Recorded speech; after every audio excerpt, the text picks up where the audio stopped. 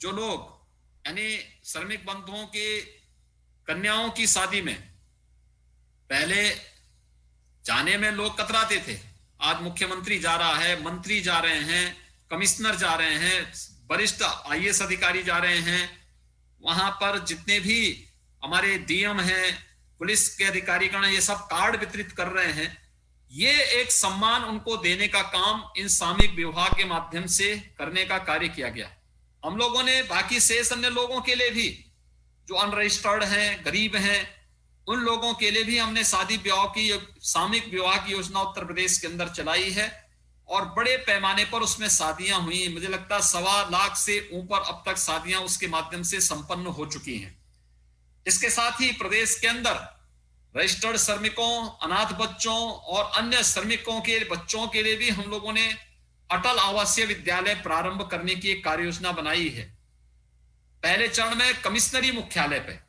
18 अटल आवासीय विद्यालय हम लोग बना रहे हैं। इन आवासीय विद्यालयों में श्रमिकों के बच्चों को, क्योंकि बहुत सारे श्रमिक ऐसे होते हैं जो आज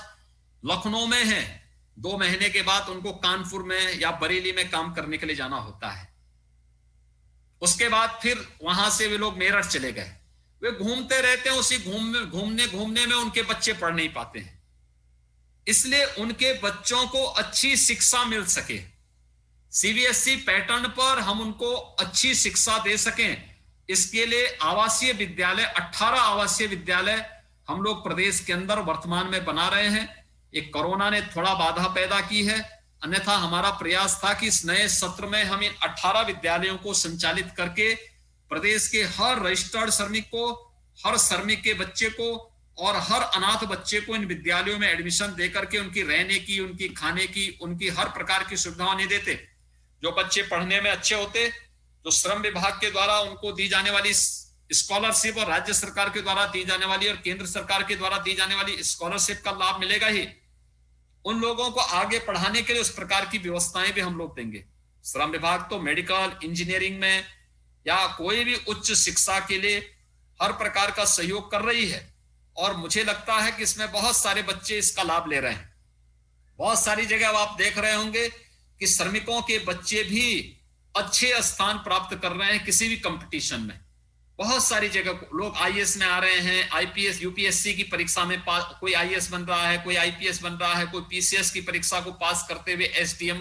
बन रहा है, कोई डिप्टी एसपी बन रहा है। अलग अलग जगहों पर अब उनकी नियुक्ति की प्रक्रिया भी प्रारंभ हो चुकी है। इसमें कोचिंग ने, हम लोगों ने प्रदेश में इस यानी अभ्युदय कोचिंग की व्यवस्था ऐसे ही बच्चों के लिए प्रारंभ की है जिनको कोई देखभाल करने वाला नहीं, उनके लिए सरकार फ्री में कोचिंग की सुविधा उपलब्ध कराएगी। समाज कल्याण विभाग भी इसके लिए इस बात की व्यवस्था करती है। ये सभी सुविधाएं इसीलिए दी जा रही है और अटल आवासीय विद्यालय भी अच्छी और उत्तम शिक्षा के लिए, अत्याधुनिक शिक्षा के लिए एक केंद्र बन सके, उसके लिए ये सुविधा उन्हें उपलब्ध कराने का कार्य किया जा रहा है। और भी तमाम कल्याणकारी योजनाएं श्रमिक बंधुओं के लिए उपलब्ध कराई गई हैं। आदरणीय प्रधानमंत्री जी ने श्रम योगी मानधन योजना देश के अंदर प्रारंभ कराई, बहुत अच्छी योजना है सभी श्रमिकों के लिए और उसका लाभ हमें लेना चाहिए। श्रम विभाग के द्वारा प्रदेश के अंदर बहुत सारी कल्याणकारी योजनाएं चलाई जा रही हैं जिनके बारे में श्रम मंत्री जी ने बताया है और उन योजनाओं को हम जनपद स्तर पर, प्रदेश स्तर पर उन योजनाओं का लाभ भी हम लोग ले सकते हैं। मुझे बताते हुए प्रसन्नता है कि हमारा जो आयोग श्रमिकों के कल्याण के लिए बना है, चीजों की सहमति दी है और मुझे घोषणा करते हुए प्रसन्नता है कि एक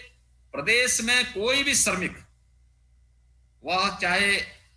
यहां स्थानीय स्तर पर रजिस्टर्ड हो, अनरजिस्टर्ड हो, उन सभी लोगों को हम 2 लाख रुपए का सुरक्षा बीमा का कवर देने जा रहे हैं।